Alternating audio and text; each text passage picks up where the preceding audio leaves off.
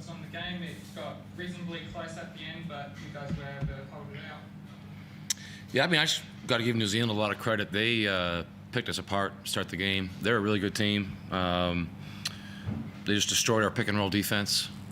Did it last week too. And just lucky for us, we were able to hit some tough shots and make a couple small adjustments that helped us a little bit. But at the end of the day, we were just lucky they missed some of those good looks they got. And it's 2 games in a row where I thought they really attacked us, very impressively. Majok, you and Vic have been dominating the rebounds over the past couple of games, but the team as a whole has dominated the rebound count in the last couple of games.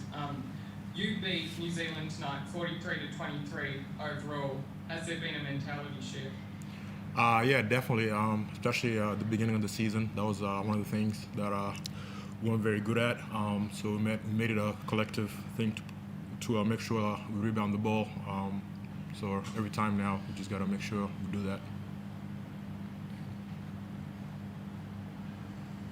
Even with the restricted crowd, there were around 7,000 people there. What was it like to return to RSC Arena? It's a great feeling.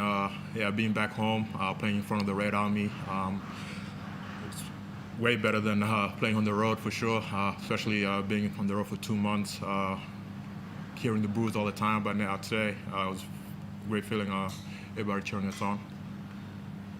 And Scott, with you, how has it felt like to get back into a routine of things now? Being home, you're going to be home for at least a month now. What's it going to feel like? Yeah, no, it's been good. It's been great to be around the family and get a chance to print practice plan off in our office for something, just simple things that we didn't get to do when we were on the road. Again, you got to give credit to New Zealand for dealing with that stuff all season. But it was tough enough for 2 months, and doesn't mean the games are any easier, as we saw tonight, but it's nice, at least off the court, to be in a familiar setting. And just the last one for me. It has been reported by Sportando that you guys are signing John Brown III. He last played in Russia and led the EuroLeague in steals. He was recently spotted in Perth. Can you guys confirm the signing?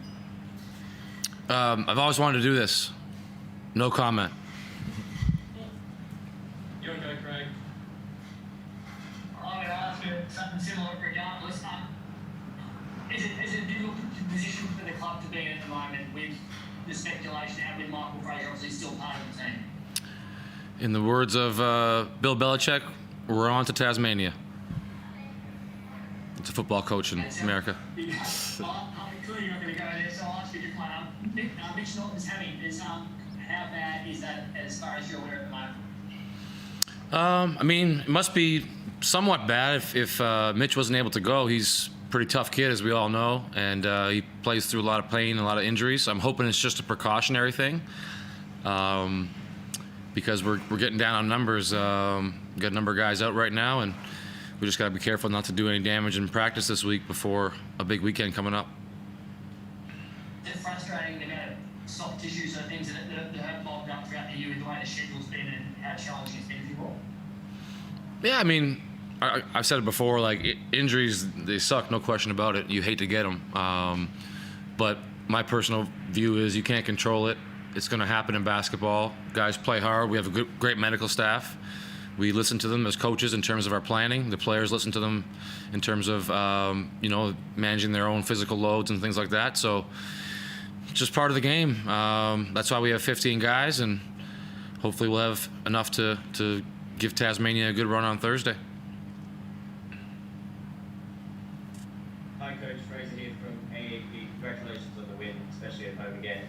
Just want to get your thoughts on your timeout towards the end of the game when New Zealand were fighting back. What did you say to your players, and how important is it for your players to not, lapse in concentration, particularly in close games at the end of the season?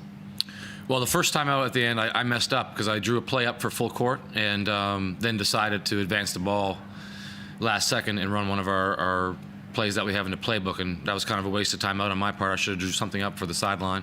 The next time out, the last time out, just wanted to calm the guys down. We were still in control of the game. We were getting a little bit loose with things.